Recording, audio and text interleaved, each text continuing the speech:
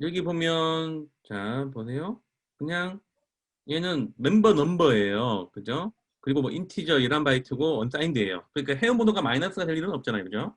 그리고 뭐 얘는 타입이 어떻게 돼 있고 그레이드가 어떻게 돼 있고 SNS 코드 멤버 네임 그러니까 우리가 아까 했던 게 멤버 넘버는 회원마다 회원 번호가 하나씩 있어야 되니까 우리가 정해줄 거고 멤버 네임이라고 아까 우리가 여기에서 아무튼 봅시다. 얘는 바캐릭터 50바이트로 잡아놨어요. 그죠? 그러니까 아까 여기 널러블이라고 되어 있는 부분이 있었죠.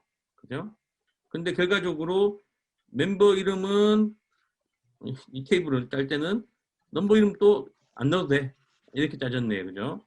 패스워드도 잠깐만요. 이게 오케이 일단은 그냥 한번 봅시다. 그냥 패스워드가 있고 패스워드 뭐 익스파이어 TM이라고 되어 있는 건 뭐냐면은 패스워드 만들면 보통 우리 요즘에 3개월에 한 번씩 바꾸라, 뭐 6개월에 한 번씩 바꾸라 하잖아요. 그죠? 뭐 그런 게 이 패스워드가 언제 끝나, 뭐 이런 것들이고. 그럼 이 회원 번호가 있고, 패스워드가 근데 이렇게 되는 게 있죠. 그죠? 패스워드는, 여러분이 나중에 이제 사회에 나가거나 그랬을 때도 그런데, 이렇게 그냥 로 데이터, 날 데이터로 너 저장을 하면 안 돼요, 절대로. 얘를 암호화해서 저장을 해요. 그, 뭐죠? 신문 기사나 이런 거 보면 그런 거 나오죠. 그 무슨 뭐죠? 어디 뭐 쿠팡 그런 데가 아니지. 뭐 어느 은행의 개인 정보가 털려가지고 회원 정보가 유출됐다. 뭐 이런 것들. 왜냐면은 보통 사람은 아이디하고 패스워드를 다 비슷하게 쓰겠죠. 그죠? 지금 무슨 얘기냐면은 내가 여기에 aa gmail.com이라는 계정의 소유주면 gmail의 비밀번호도 여기에 저장된 비밀번호로 쓸 거고 그리고 뭐 네이버든 뭐든 그런 쪽에 회원의 비밀번호도 그렇게 쓰겠죠. 그럼 여러분들이 혹시 그걸 아시는지 모르겠는데 저기 컬처랜드 이런 데 보면 문상 이런 거 할 때 결제할 때 내 아이디하고 비밀번호 있으면 들어가서 잔액 조회해서 할 수 있잖아요. 실제로 예전에 몇 년 전에 어느 사이트가 하나 털려서 아이디하고 비밀번호가 그냥 평문으로 노출이 돼가지고 그러니까 여기 이메일, 아이디 여기 지금 없었는데 어, 여기도 만약에 보통 요즘에는 이메일을 아이디로 쓰니까 근데 여기도 그냥 AA 이렇게 될 수 있겠죠. 그죠? 아이디, 이메일, 뭐 이름, 전화번호 그리고 여기 패스워드까지 그냥 노출이 돼버린 거예요. 결과적으로. 만약에 여러분들도 나중에 이 사이트를 만들어 가지고 할 때 암호를 안 그리고 이렇게 제한돼 있으면 근데 만약에 이 DB가 어떻게든 뚫렸어요. 그러면 이런 값들이 그냥 조회를 해버리면 쭉 나와버리면 안 되겠죠. 개인정보법 위반이에요. 참고로. 그래서 이렇게 암호화해서 저장을 하면 데이터는 실질적으로 이런 식으로 저장이 될 거예요. 이걸 가지고 알 수가 없어요. 근데 그러면 여기서 하나 궁금한 게 뭐냐면 우리가 아까 여기 로그인할 때 여기에 1, 2, 3, 4 그러니까 AA 골뱅이 gmail.com에 1, 2, 3, 4라고 했었을 때 얘가 맞는지 안 맞는지를 어떻게 알 수 있죠? 어떻게 코리를 날릴까요? 여기 할 때 어떻게 하냐면 보통 우리가 암호화 할 때 그냥 잘 쓰는 게 AES 256이라고 하는 암호화 방식이 있다고 칩시다. 그래서 자 이제 데이터 주고 받거나 이런 거 할 때 자 그러면 1, 2, 3, 4 그러면은 요런 값이 나올 거예요. 1, 2, 3, 4를 그냥 아무런 저기 암호화 그러니까 이게 대칭키, 비대칭키 뭐 이런 여러 가지 단방향 암호화 뭐 양방향 암호 이런 건데 그것까지 이야기는 안 할 거고요.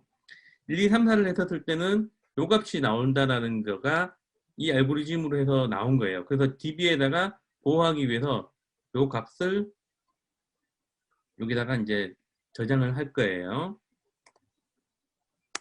자, 이 유저가 이렇게 됐고, 자, 두 번째 유저는 5, 6, 7, 8이에요. 만약에 그냥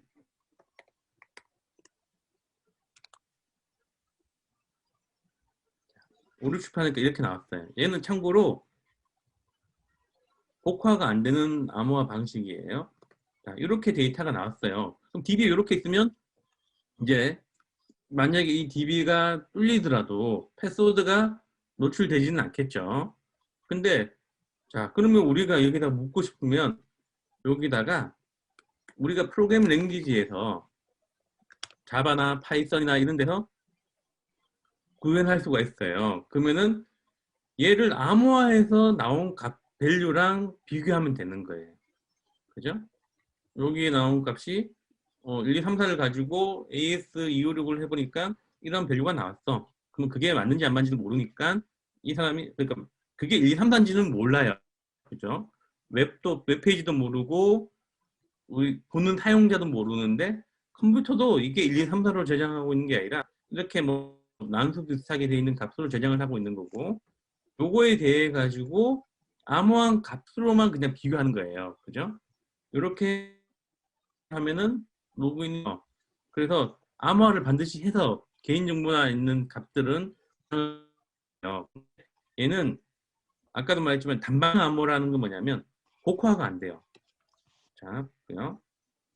근데 이건 복화가 되는 건데 교수님, 아니, 팀장님 질문 있는데, 네, 그러면 복구화가 저희가 일반적으로 쓰는 웹페이지가 안 되는 게 그 비밀번호를 네, 까먹으면은 비밀번호 찾기가 안 되고 비밀번호 재설정이 있는 이유도 복구화가 안 돼서 그런 건가요? 네, 네. 그러니까 AS로 보통은 하지 않고 다른 네. 단방향 암호화 중에 그리고 뭐 이렇게 자바 이런 것들도 있는데 단방향 그러니까 AS는 잠깐만요 정확하게 가르쳐 드려야 되니까 그냥 해시라고 그냥 표현을 할게요. 그러니까 해시를 그러니까 어, 양방향 암호화를 써버리면 얘를 가지고 복화해버리면 원래 비밀번호가 나와버려요. 그래서 그것도 쓰면 안 되고 그래서 저기 단방향 암호화라고 하는 복화가 안 되는 값으로 만들어서 걔를 저장을 해놔야 돼요. 그리고 이제 방금 질문하셨는데 어떤 거냐면은 여기 그래서 지금 데이터베이스는 이 값이 만약 이게 단방향 암호화돼서 데이터가 들어가 있다 그러면 이 값이 뭘 의미하는지는 컴퓨터도 모르고 사람도 몰라요. 그죠? 그렇기 때문에 비밀번호 변경하거나 할 때, 자, 비밀번호 변경할 때 어떻게 하냐?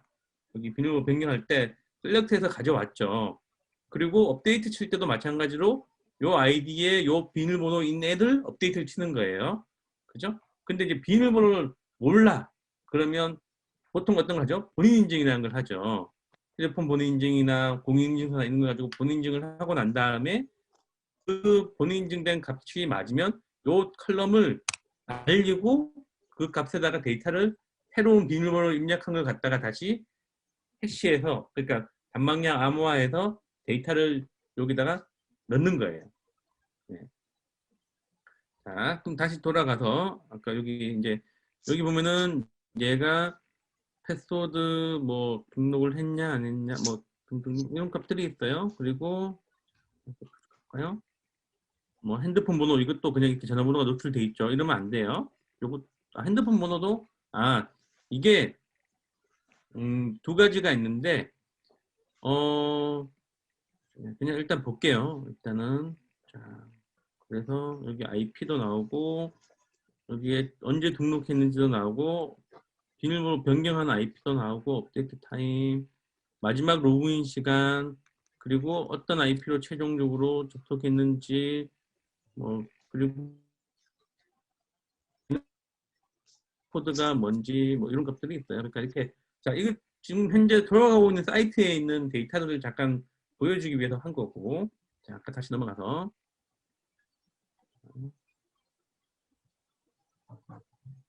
네. 그래서 이런 데이터들을 이렇게 저장을 하는 언어가 어, 여기에 DDL이라고 적혀 있던 여기에 이 테이블을 생성할 때 특정 스킨만을 가지고 생성을 할 때 아까 테이블의 컬럼 그리고 속성 값들을 이제 정의하는 거예요. 근데 그거는 점점 찾아봐야 돼요. 왜냐면은 여기에 있는 요 데이터 타입을 어떻게 써야 될지 얘는 또 필요한지 아닌지 요거는 또 날짜라든지 뭐 이런 값들이 될 거예요. 그러니까 이런 것들이 나오고 잠깐만요.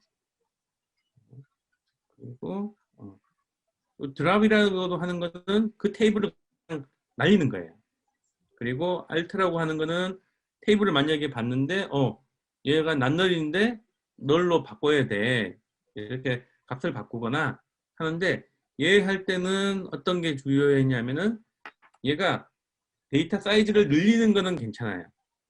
근데 데이터 사이즈를 줄일 때 그 데이터의 맥스 값이 만약에 이름이 내가 생각했을 때 6바이트면 충분해. 많아도 10바이트면 돼. 그러니까 이름이 5글자 했는데 데이터가 원래 들어가 있는 거에 이름이 6글자인 사람이 있어서 12바이트를 찾아놓는 데이터가 있으면 얼터 테이블로 해서 줄일 수가 없어요.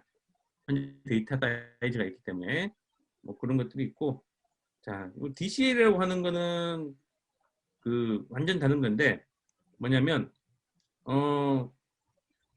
이 그랑트라고 하는 거는 허용하다 이런 뜻이잖아요. 좀 뭐냐면 이 데이터베이스에 누가 IP를 접근하게 할 거냐 말 거냐 뭐 이런 것들이 있죠. 그러니까 지금 랭귀지가 총 여기 DML이라는 나왔고 여기 DDL이라는 것도 있고 DCL이라는 것도 나왔는데 이거 제일 처음에 데이터베이스를 하려 그러면 뭐 데이터베이스 설치 뭐 이런 것들부터 시작을 해야 되는데 거기서부터는 안 할 거고 DB가 있고 거기에 내가 내 IP가 허용해서 들어가야 되고 그리고 그 접속했을 때 어떻게 쿼리를 날리고 이런 부분만 이제 우선적으로 이야기를 할 거예요. 그래서 일단은 이런 SQL이라는 게 있다라는 거고요.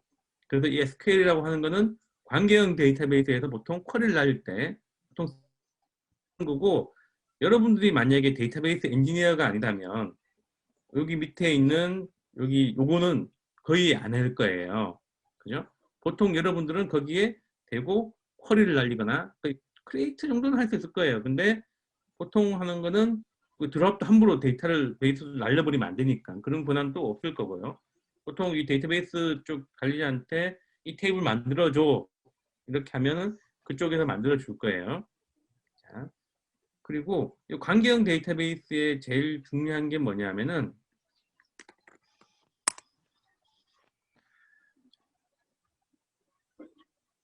뭐 이런 걸 잠깐 보죠.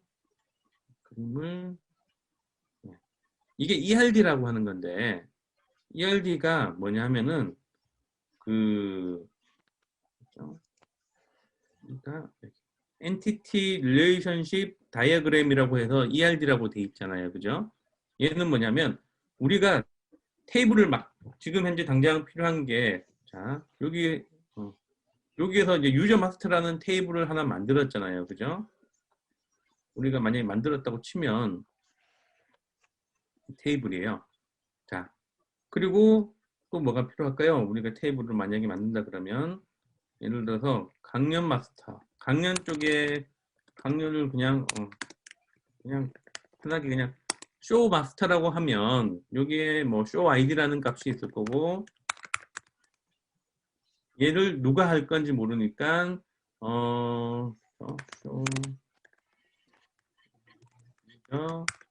넘버 이것도 어떻게 보면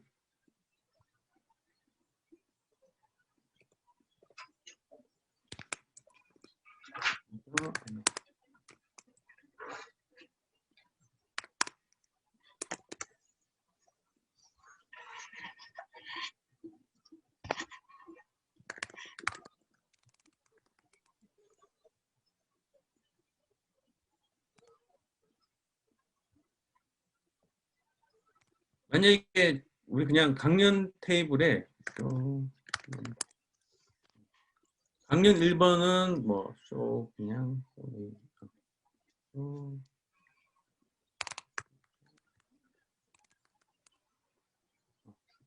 1번은 1번 유저가 만든 강연이고 예를 들어서 뭐 텍스트 강연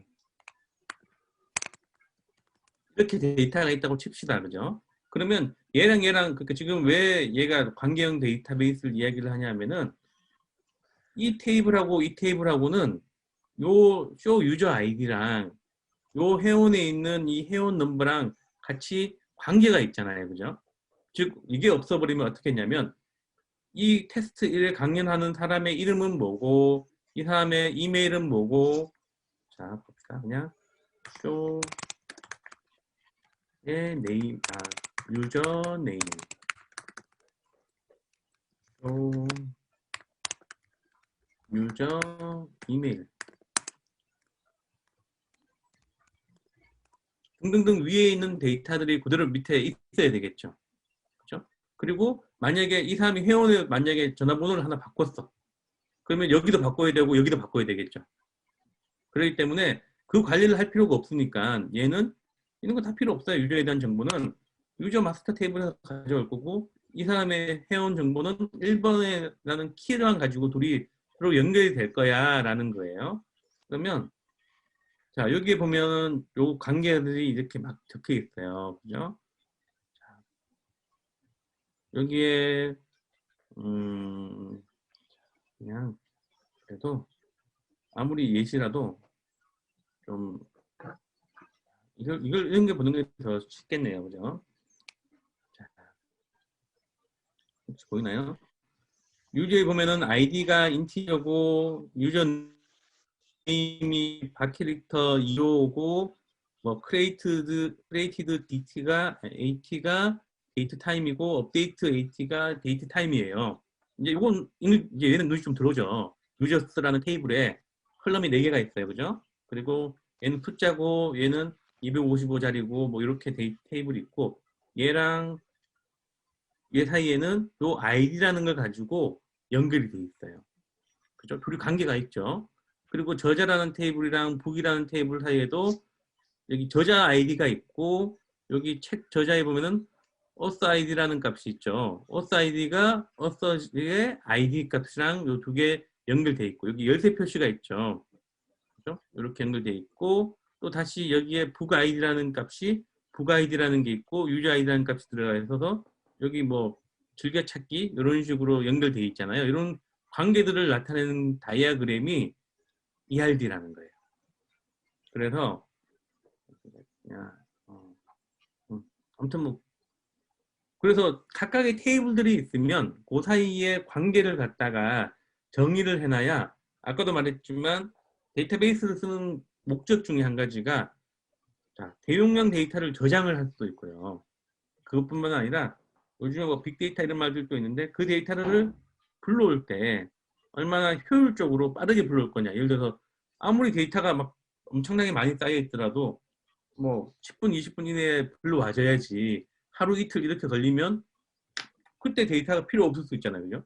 만약에 우리가 날씨를 갖다가 이제 추정하는 걸 이제 데이터베이스에서 그냥 소리만으로 한다 쳤을 때 오늘의 날씨를 갖다가 조회를 하는데 1, 2분 내로 내지는 그러니까 1, 2분도 많죠. 그냥 보통 오늘 날씨가 어때라고 하면은 뭐 각각 데이터를 가지고 분석해서 10초 내로 답이 나와야 되는데 이게 막 엄청나게 복잡하게 해가지고 정확도는 되게 높은데 속도가 만약에 오늘 날씨인데 오늘 돌렸는데 내일 나와버리면 그 값은 필요가 없는 값이 되는 거잖아요. 그죠? 그렇기 때문에 그런 관계들을 잘 생성을 해서 나가야 되기 때문에 요거 ERD를 이렇게 작업해서 하는 걸 갖다가 데이터베이스 설계라 그래요. 설계. 걔를 잘해야 돼요. 그래서 일단은 그렇게 이야기가 나왔고 그래서 여기 보면은 이제 여기 SQL이라는 말을 설명하는데 이만큼 걸렸어요, 지금. 그래서 이 DB에 대해서 조회를 하거나 뭐 데이터를 넣거나 업데이트를 하거나 뭐 그런 것들을 하는 부분들도 있고 그리고 뭐냐 그 다음에 요 NoSQL이라는 건 요즘에 많이 쓰죠. 하둡이라는 말 들어본 적 있죠. 여기 있네요. 몽고DB라는 말도 있고 카우치도 있고 뭐 HBase라는 것도 있고 뭐 이런 값들이 있어요. 이런 값이 아니죠. 이런 DB들이 있어요.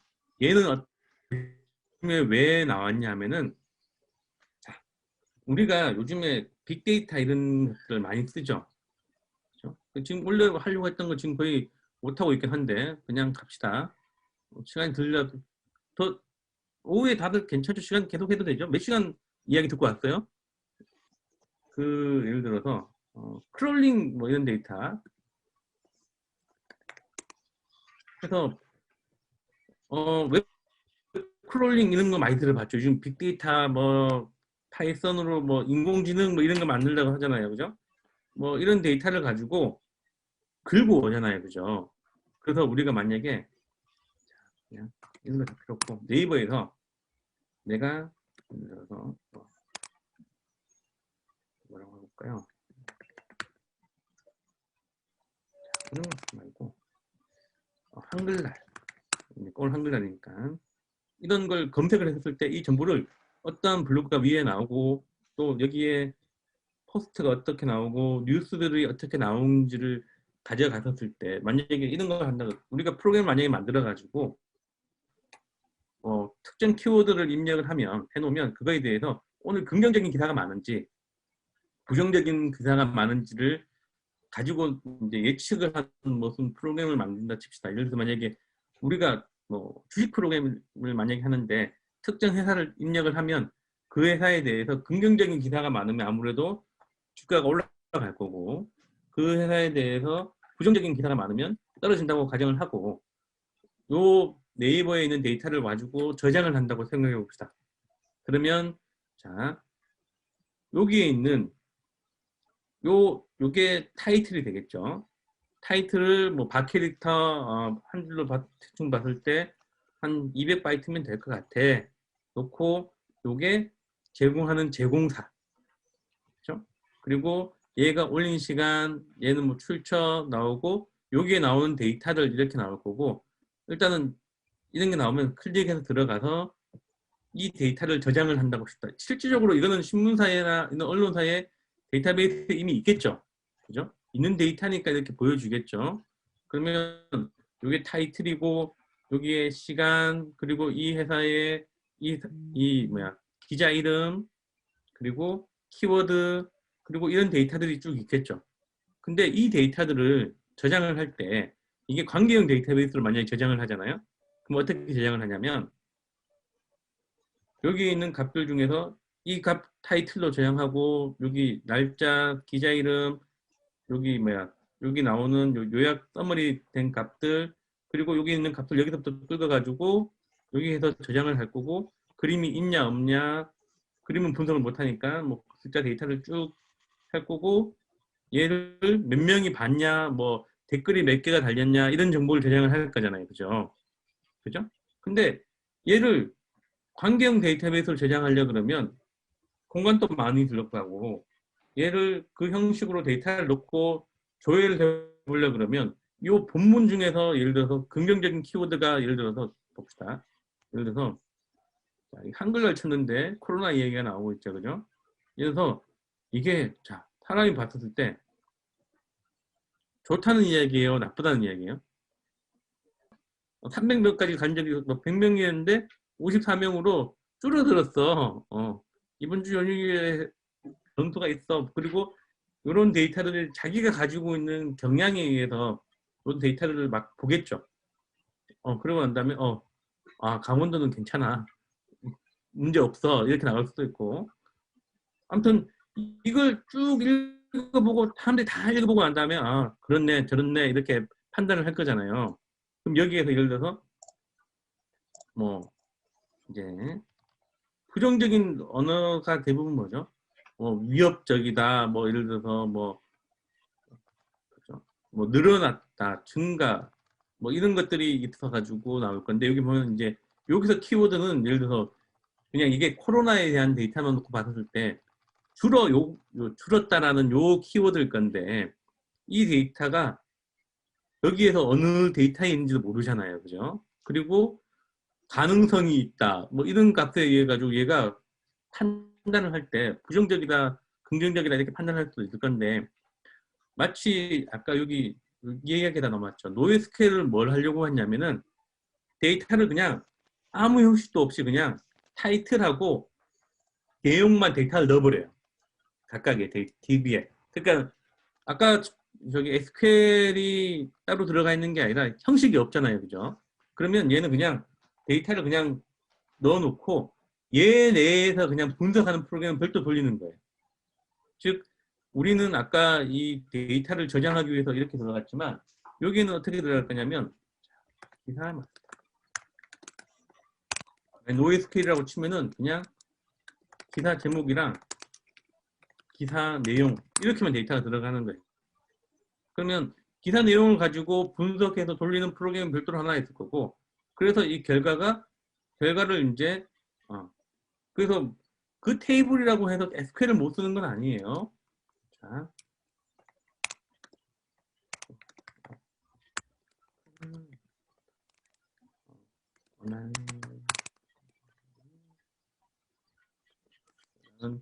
이런 테이블을 그냥 하나 만들었다고 하고,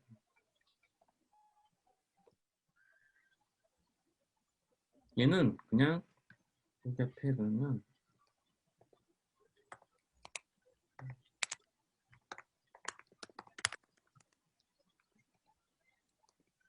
자,